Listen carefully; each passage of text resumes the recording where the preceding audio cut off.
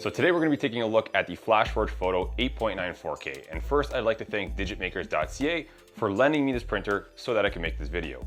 Go check them out. On their website you can find this printer, you can find all sorts of resins, filaments, FDM 3D printers, pretty much everything for all your 3D printing needs. So I'd highly encourage you guys to go check them out. And so this is my first resin printing experience. Now you might be asking yourself, Len, what qualifies you to do a review if this is your first resin printer? And I think the big thing here is ease of use. And so I've done FDM printing for about 6 or 7 years now, and I've done FDM printer reviews. I've done reviews on the FDM filaments.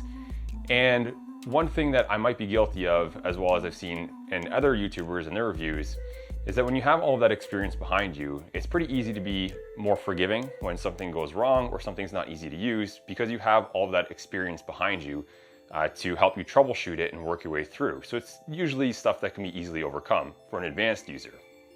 For a beginner user, such as myself in resin printing, if something's not easy to use or something goes wrong, in this case, I might be a little less forgiving because of course it's going to be much more frustrating for a beginner user.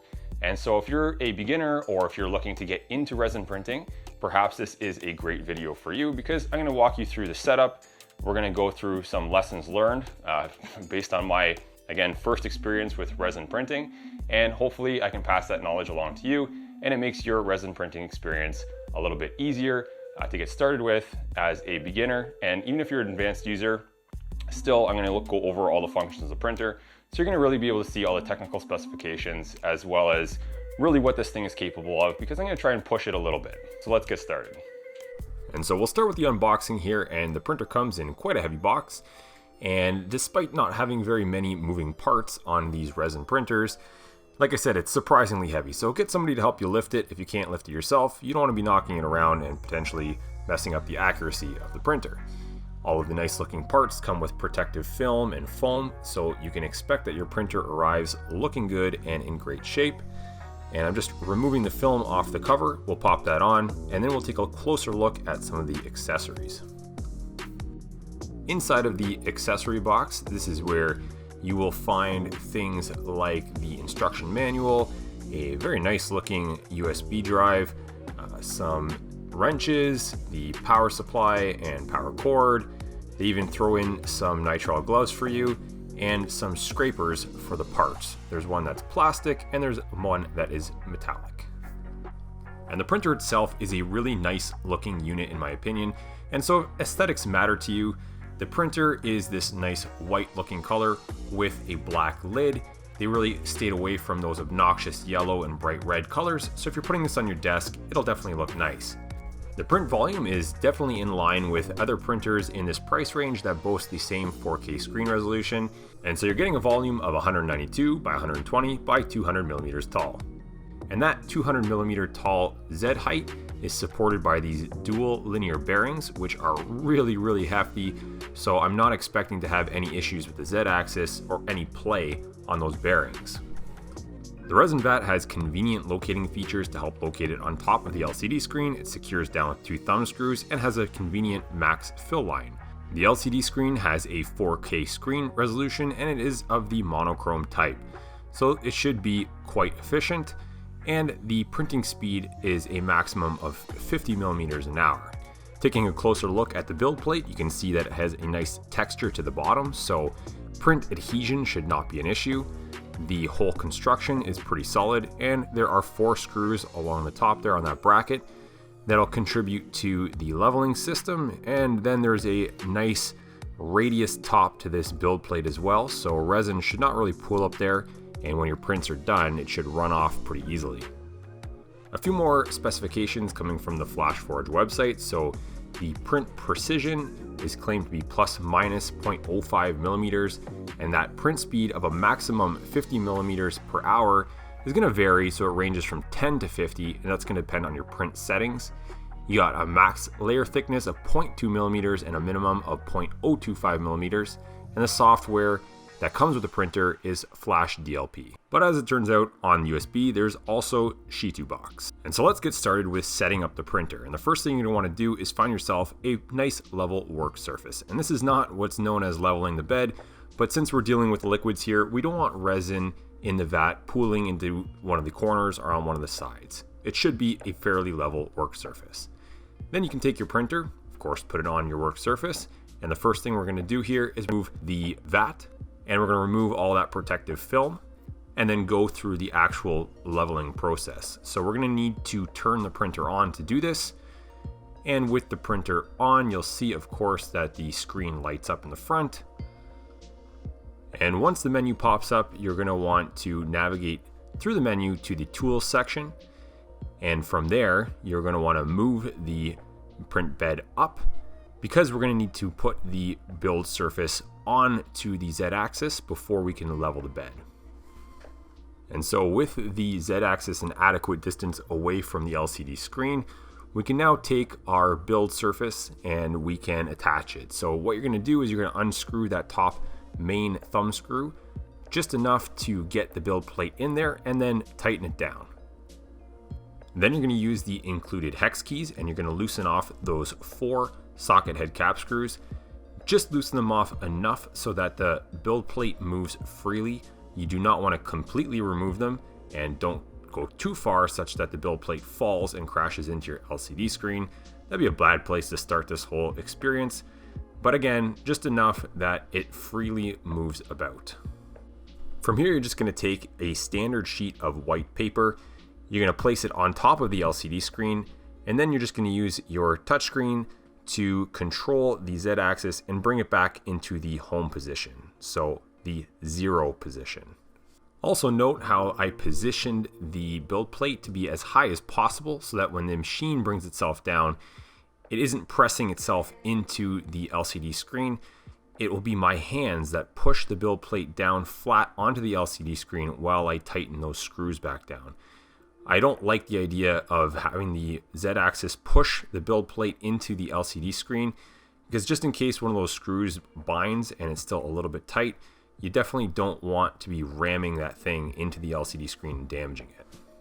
With the build plate screws now tightened down, you can take a look at your LCD screen, make sure there's no dirt and debris over it. You can use some compressed air to clean that off. Try and avoid touching the screen with your bare fingers.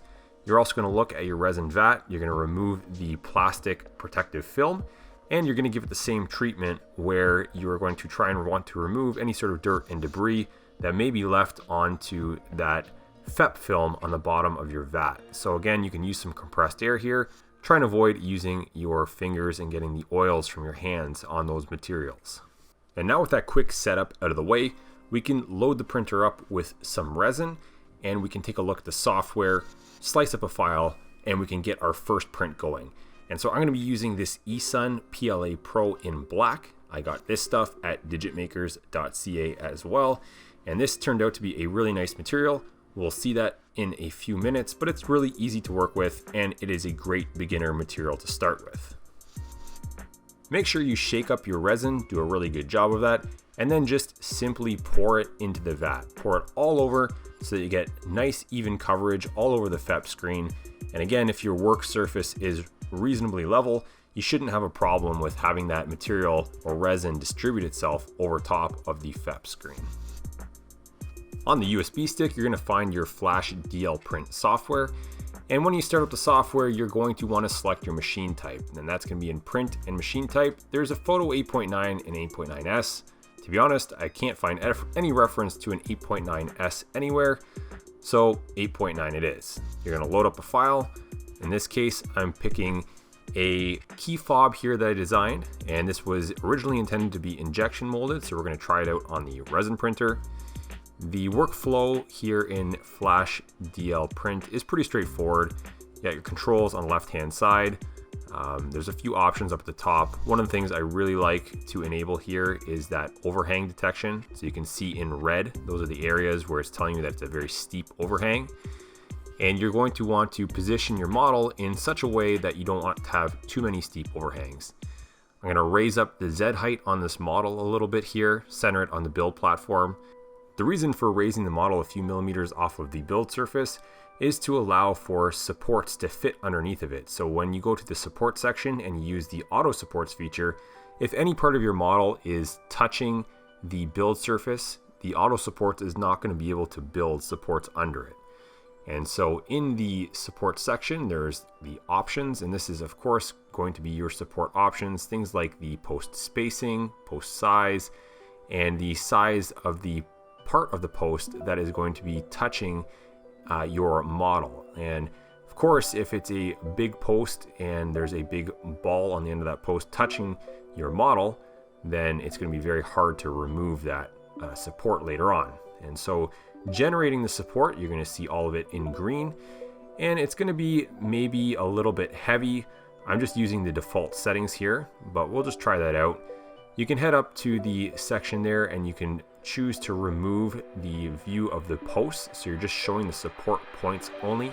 I also like showing the slice outline because this is going to give us some indication of where we need supports. So as you trace down the model, you're going to look at that white line, and where it converges, these are going to be areas that are known as islands, and these are going to be areas where you're going to want to add support. So any point where that line converges, this is where your print is going to start in that area, and you don't want things floating around in your resin vat. You want them supported. You want all of those islands supported so that your print can start. If parts are floating around, you can expect that you're going to get a print failure. And this is something that I learned after playing around with this printer for a little while. I didn't learn this on my first try here, so I did have some failures, and we'll go over that later on. But you can bring back the view of your supports so you can see what it looks like. Again, this is probably a little bit heavy, but again, I'm just going with the generic settings for now. And then of course, after your supports have been generated, you can just hit print. Then you can select your material type. I've loaded in some of my own custom materials, but for the eSun PLA Pro in black, I found that the black standard profile that came with this machine worked really well. And again, I just tried on my first print to go with all of the standard settings. So you're just going to hit OK. And then of course, you're going to save your file. And this is what we're going to put on the USB stick, and we're going to load that into the printer and see how this thing turns out. And once the slicer is done generating the G code, you're going to look at the SVG file here so you can actually see what's happening on the left-hand side. There is a slider. You can slide that down and you can look at a cross section of your model as it's being printed. In this case, I'm going in the opposite direction, and as you bring the slider back up, this is more representative of how your part is going to be printed from your build surface. And so here you can take a very quick look and make sure again that you didn't miss any islands, there's no parts that are going to be unsupported that will lead to definite print failures. Now, as an alternative to the FlashDLPrint software, you can use SheToBox, and this also comes on the USB stick that comes with the printer. In the settings in SheToBox, you're going to have to select the Flashforge printer, and all of these settings, if you're confused or if you find that something doesn't seem right, all of the settings in here can be found in the paper user guide that comes with the printer. So check that accessory box, look at the user manual, and there is a page that tells you all of the appropriate settings and numbers in SheToBox. So take the time to actually read the user manual. Once you're done setting up all the settings in SheToBox, it's pretty similar to the FlashDLPrint because I think FlashDLPrint is probably based off of SheToBox. It's just, simplified a little bit. And you're going to go through the same sort of process of orienting your model and then going through the support settings. Now, SheToBox is a little bit more of a powerful software. The FlashDLPrint is pretty basic, especially when it comes to the supports. So you'll see there are a ton of settings, and on the right hand side in the support settings, you can see things like light, medium, and heavy. So it sort of breaks down these supports into 3 sizes, and usually you're going to want to place things like the heavy supports at the bottom of your print or the bottom of your part, where the part is going to start sort of growing from off of the build plate, and this is going to heavily support the material in that area. Finer features that are going to require less support, you can get away with supporting them with lighter posts. And each of those heavy, medium, and light supports has their own settings that you can adjust and change. And you can of course go through the top, middle, and bottom sections of those support posts and change all those settings as well. So there's a lot of stuff that you can play around with here. And I'll be completely honest with you guys. I mean, right now I'm just sort of clicking around randomly to show you guys how the software works, but I've never really had to use SheToBox for all the prints in this video. I simply used the FlashDLPrint with mostly the standard settings. Now, FlashDLPrint will probably over support your material, and in a moment I'll show you how the auto supports works here in SheToBox, and it's probably a lot better. It's probably a lot more reasonable. So when I click on the supports on the platform down at the bottom there, you'll see how it generates much less support. And this is probably going to print just fine in this case. Whereas if you remembered what it looked like with FlashDLPrint, it was very heavily supported. Now, again, I was just kind of playing around and testing things out in this case, and I found that the standard settings worked just fine in FlashDLPrint. And when you actually also look into how the printer works and where to place supports, a lot of the standard support settings will work for you. It's not until you get into like really advanced stuff where you start really needing to play around with a lot of these features to really optimize your prints. You know, if you're doing something crazy like those little fine models with very fine details where, you know, you don't want to attach a standard size post, this is where you're going to get into something like this. This kind of software where you're going to want this really, really fine control over all of the settings. And so once you're done with the supports, you can move on to printing.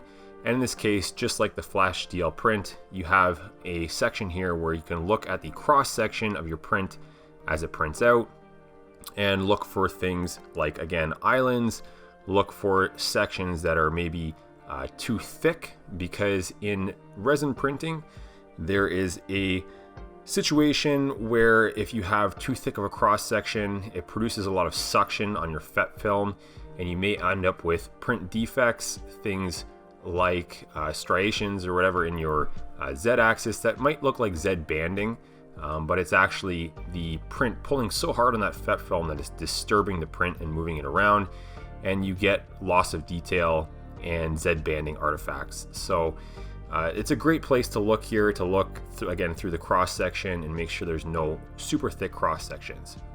And you can turn on the island detection, and that's going to automatically go through detecting islands in SheToBox.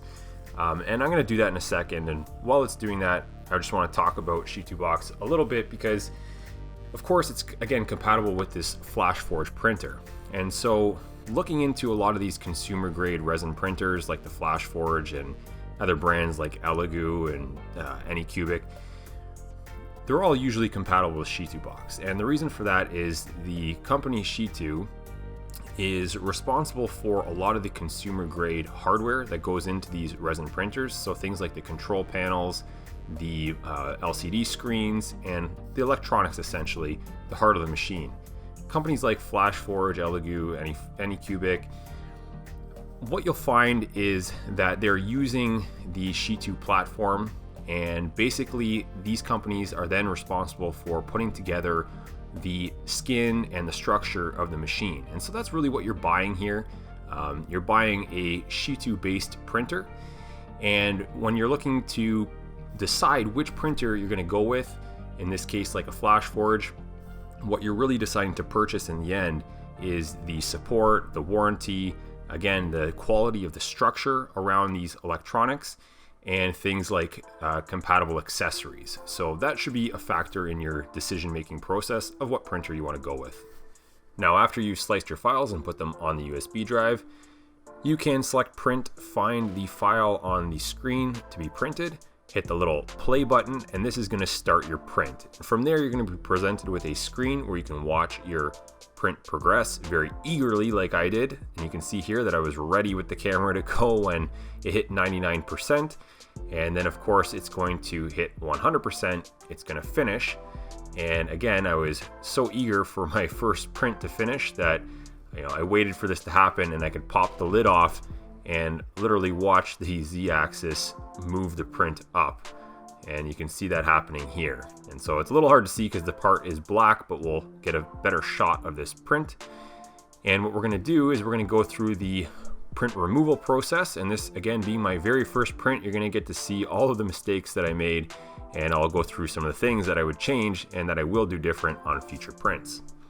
And so when your print finishes, you can use the big thumb screw at the top to release the build plate from your printer, and you're going to want to very carefully pull it off and allow the excess resin to drip back into the vat. At this point, I would also suggest using your plastic scraping tool to encourage some of that resin to drip off faster, because you'll be there for a little while if you don't. And just, it saves some of the resin, and so it's not wasted. You're not wiping it off with a paper towel or something like that. And of course, you can use it again later since it's recovered back into the vat. Now I'm going to use the metal scraper to remove the part, and I'm going to be removing it and trying to get it to fall into a plastic container here. Always wear gloves while you're doing this. Do not expose your skin to the resin. It's not good for you.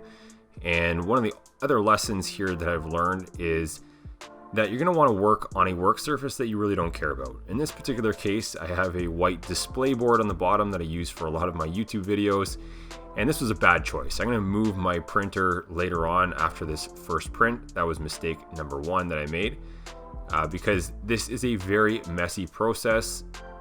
No matter how careful you are, resin gets absolutely everywhere and makes a giant mess. So work as clean as you can, but expect to make a mess. And so if you're not going to use your printer again for a little while, it's not advisable to keep resin in the vat for too long of a period of time. How long is too long? I'm not entirely sure, but it's good practice just not to store it in the vat. You're going to want to put it back in the bottles where it came from, and so you're going to want to clean off the machine a little bit. In this case, I'm scraping the resin back into the vat. I'm going to take some paper towels. I'm going to clean up the build plate here and get that as clean as I can, so that that resin does not harden on the build plate while the machine is being stored or unused on your desktop. Once that's done, you're going to want to undo the thumb screws on your vat, and you're going to want to remove the vat and then pour the resin back into the bottles of which it came from. Now, I'm going to show you guys how not to do this. The printer comes with these paper filters, and it's got a little fine mesh at the bottom, and I'm going to try and fit this into the top of the bottle and then pour directly from the vat, while holding the paper filter and holding the vat. And so perhaps one of my criticisms here for this printer is that the vat does not have a little spout. Some printers have like a little feature on the corner that makes pouring very easy. Also, handling the vat is very awkward with a single hand. It's pretty heavy, surprisingly, because it is metal, and I'm trying not to touch the FEP film on the bottom, and I'm trying to hold that paper filter all at the same time. This just makes a really big mess, and the resin soaks through those paper filters. It starts pouring down the side of the bottle onto your work surface, and it's just a bad situation. So don't do it like this. This is my first try, and hopefully you guys can learn from my mistake. Moving on to the part cleaning, you're going to want to get yourself some plastic containers where you can pour in cleaning solutions like Monocure's Resin Away. Again, got this stuff at digitmakers.ca. It's really amazing stuff for doing the heavy lifting of removing the excess resin off your parts. And so you see me here just peeling away the support material from my parts. I'm going to put them in that plastic container. I'm going to pour some resin away in there, and I'm going to use a fine brush. In this case, it's a pretty soft bristled toothbrush, and you can just find these at your local dollar store. And you're going to scrub away the excess resin. You're going to let it soak in there for a little while, and again, letting the Monocure Resin Away do a lot of the heavy lifting. If you don't want to invest in the Monocure Resin Away, because it is kind of expensive, you can just use regular isopropyl alcohol. I would recommend going with something around the 50 to 70% range. And in any of these solutions, don't leave your parts sitting in there too long. Both the IPA and the Resin Away, after a while, it will probably start to eat away at the plastic and potentially damage your parts. So, a few minutes of washing should be sufficient. And if you want to do a really good and thorough job, I would suggest doing a double wash. And so that's what I do for all of my parts. I start with the monocure resin away.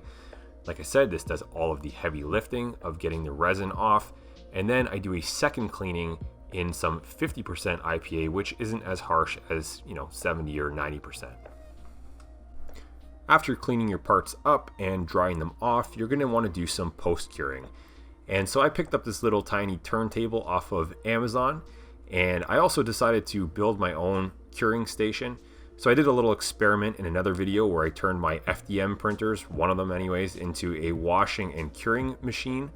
And so the FDM printer will mix the parts in the cleaning solution and then raise the parts up into this UV enclosure that you see here. Now the UV enclosure that you see here can also be used on its own like this. So I'm not showing you that in this video, but you can click the link in the top right hand corner of the screen if you want to see that experiment that I did. In this particular case, I'm just going to put the enclosure on top of the parts on this turntable and let the parts post-cure for about, 5 to 7 minutes or so, and allow any of the uncured resin to completely harden. Post-curing, you might notice that there's still a little bit of IPA or cleaning solution that might be stuck in the crevices of your parts. And I find that little Q-tips are amazing at getting out the last little bits of cleaning solution, and all of the resin should be hardened. So you'll see me here at this point handling the parts with my bare hands, no gloves. And I suspect, like I said, that what's left there is, just little bits of IPA and that sort of thing. So Q-tips are my go-to for getting that last little bit out. And since we're still on the topic here of post-processing, I'm going to show you guys my improved setup for cleaning and post-processing my parts. So you'll see I invested in a few dollar store things here. Things like a metallic cookie tray. There's a little Betty Crocker strainer there that's a lot easier to handle than those paper filters. Lots of paper towels. I use my FDM printer to print off some funnels. So there's those orange funnels. Definitely invest in eye protection. Also use some heavier or thicker nitrile gloves. So the gloves that come with the printer are very thin and they're very easy to tear.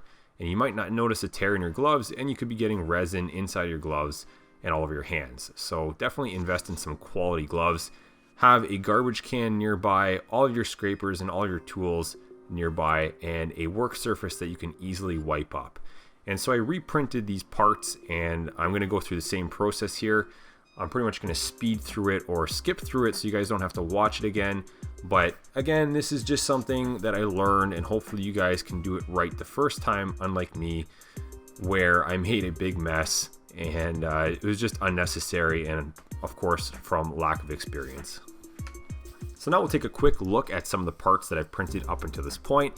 And this skull model is one of my favorites. So all of the detail and the design, it's just, again, it's one of my favorite parts to print. And I don't typically like printing parts without a function. I usually do only functional parts. I don't like wasting plastic. But in this case, I had to print it because I wanted to see how much detail would be preserved in this model.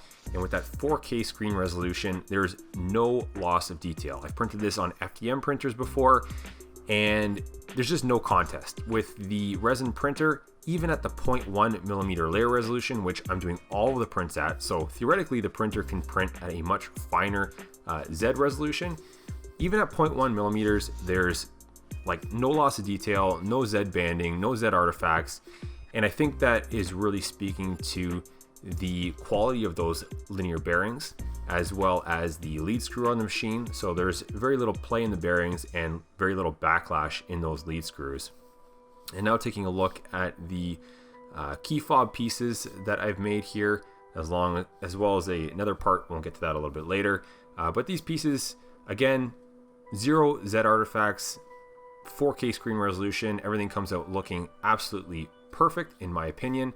And this eSun PLA Pro material was super easy to use from a beginner's perspective. I had no problems printing with it. I thought it would produce a more glossy sort of finish on these parts, but as it turns out, there's sort of a velvety texture to it, which is really nice for handheld parts. So I thought that was pretty cool too. Using the black PLA Pro, I also went on to print this remote holder that fits in my cup holder for my car, and all the little details in the icons and the Audi symbol turned out really well. Details all turned out sharp, and the flat sections look great. But after that, I really needed to do something here that would really showcase the capabilities of this printer. And, I was trying to think of something with really small parts. And it turns out, watches have really small parts. And now I'm not talking about printing the watch movement itself, that would be on a whole other level. But in general, watch parts and the case and the dials, they contain some really fine small details. And so, it's completely reasonable, right? I decided to design my own 3D printed watch. And so what you're looking at right here is the dial from one of my watch designs. And dials are normally very, very thin. So in this case, the thinnest section, which you can kind of actually see through here, is only 0.4 millimeters thin.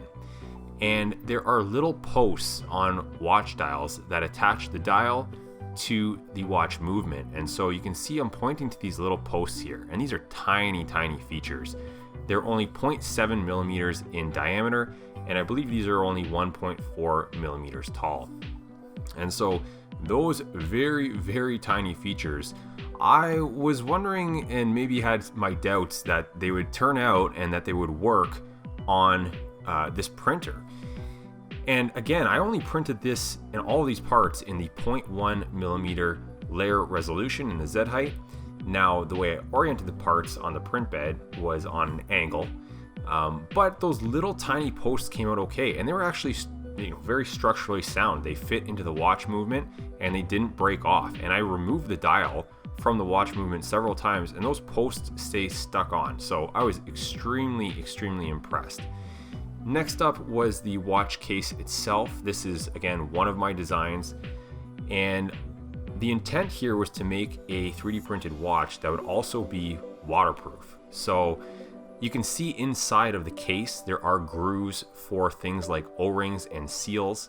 There's a little logo that I came up there with some very fine details. But again, all these details came out extremely, extremely well on this printer. 0.1 layer resolution height. So again, theoretically, it could go even finer in the Z-axis. And that 4K screen resolution just pumps out details like I've never seen in 3D printing, at least on a desktop machine. I've done some MJF, like multi-jet printing, and those machines are very expensive, like $500,000 machines. And of course, they might be a little bit better than this, but I was just so blown away and so impressed with the quality coming off of this machine. It also didn't really seem to matter in which orientation I would print parts. The tolerance of the parts was also excellent. So again, coming up with whatever print orientation is required to successfully print your parts, it seems that the tolerances were, spot on. So in this case, the back of the case fits into the watch case perfect. I don't have the O-rings on there at this point, but eventually I did assemble this piece with O-rings, and everything fit just as I had intended from the design in my 3D CAD program. So again, extremely impressed with fit, finish, just about everything on this printer, and up until this point, still no print failures, and everything was going really, really smoothly. Then I ran out of the PLA Pro material, and I started using the water washable resin from Resin, and I had great success with that as well. So this is just another of the same watch case that you just saw, printed in the orange water washable resin. And the water washable resin actually was something that I really enjoyed printing with because the smell wasn't so bad. It's not quite as bad as the standard resins.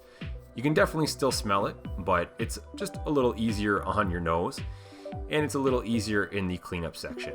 Now, with water washable resins, please be responsible and don't wash the excess resin down your drain. Put the water that you intend to wash your parts with in a container that you're not going to dispose of irresponsibly. And in this case, I'm just using, again, more plastic containers, and wash your parts in that water, where hopefully you can filter out those plastic particles later on, or provide it to a company or your local waste management system who can dispose of it properly. Do not put it down the sink.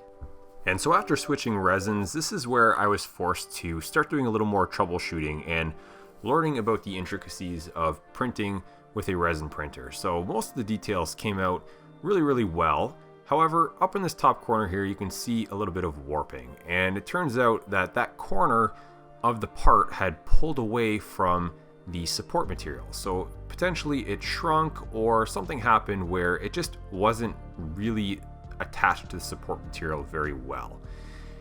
And this is where, again, I started to have to troubleshoot. And it turns out the water washable resin, at least on this printer, requires a little bit more cure time per layer than the eSun PLA Pro. So that exposure time I had to increase to what I believe was 6 seconds per layer for the water washable resins. And that fixed my problem for this part and this resin. And then I designed a second watch. So this part here is part of a second design, and I just got really addicted to designing these watches because it gave me the capability of having such variety in my own watch collection and what I could do with this printer. But you can see here, this is a monocure red rapid resin, and there was all sorts of pulling and warping, Z artifacts, and I was sort of really lost on this one because, again, I was a beginner in resin printing.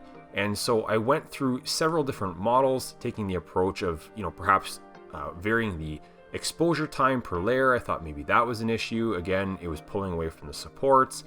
But really what it turned out to be was that the part that I had designed, it was the design itself that was flawed for this type of printer. And so, as I had mentioned earlier in the video when we were looking at the software, what I had done here was I designed a part with some very thick cross sections, and it didn't really matter in which orientation that I put this model. I was experiencing a lot of suction on the FEP film, and this was disturbing the model during the printing process. And so in order to fix this, what I had to do was actually go back and redesign the model and thin it out a lot more. Now, some slicers will allow you to hollow models out for this reason, put holes in them, etc., to reduce that suction force on the FEP film. But this was the case for me, that it just turned out to be that I had to redesign these watch parts. But once I had that new piece of knowledge and the greater understanding of the limitations of the process, and again, it's not the fault of the machine, it's just the nature of how this process works. And by better understanding it, I was able to come up with a better design for the manufacturing process that I was going to be using. And in this case, I cycled through many different resins, different colors, and I was able to successfully print in, again, the various resins, the various colors, and all of these parts came out flawless. And I was really happy with the final design. I think the second design of my watches is something that I really enjoy showing people and wearing. And I also ended up printing more of the key fob designs of mine in the various resins and the various colors as well, and you can take a look at those and how well those turned out. And while you're taking a look at these awesome key fob cases, all of these little projects that I take on, I usually do separate videos for all of them. So if you're new to this channel, then definitely hit that subscribe button if this is something that you'd like to see more of in the future, because I will be covering the design of these things, the assembly of them, and the final product in more detail in separate videos. So definitely hit the subscribe button, and if you've liked this video up to this point, please like the video, of course, as well. The final thing that I want to show you guys is the first watch design that I showed. I had mentioned that there are provisions for O-rings, and I wanted to make a waterproof watch case. So let's test this thing out. I've assembled it, and you can see that the dial that I've used inside, I've punctured a hole in it so you can see right through to where the movement would normally go. And I'm just going to dunk it in a cup of water. So this has O-rings in it. It's been assembled as it would be assembled, just again minus the movement inside. And it's in that water, it's completely submerged. There's a crown on it, and the crown has a little O-ring on that as well, and that seals over what's called a watch tube, stem tube, perhaps it goes under some different names. I'm not a professional watchmaker, but that gets press fit into the case. And so there are a lot of different parts that are contributing to the water tightness of this assembly. And at the end of the day, it comes down to the accuracy of the printer to make parts that are going to be watertight. They're going to fit together such that the O-rings will work and it's going to be reliable. So after removing it from the cup of water, you can take a look inside, and there's absolutely no water where the watch movement would be. So it's been successful. Now, this isn't a diver's watch, and I didn't test it down to 50 meters or 100 meters where there's a significant amount of pressure. But dunking it in a cup of water, at least I know that if I wear this thing, I can wash my hands and get water on it, and it's not going to ruin the watch movement on the inside. I'd say that was pretty impressive for something coming off of this printer.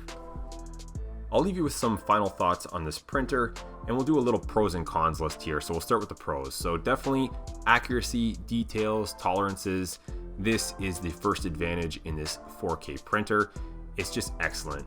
Even the repeatability of the parts, the quality of the machine is just spot on. And so even the bearings on that Z-axis, everything is so repeatable. It's just excellent. Now, also the build volume is a huge plus on a machine like this.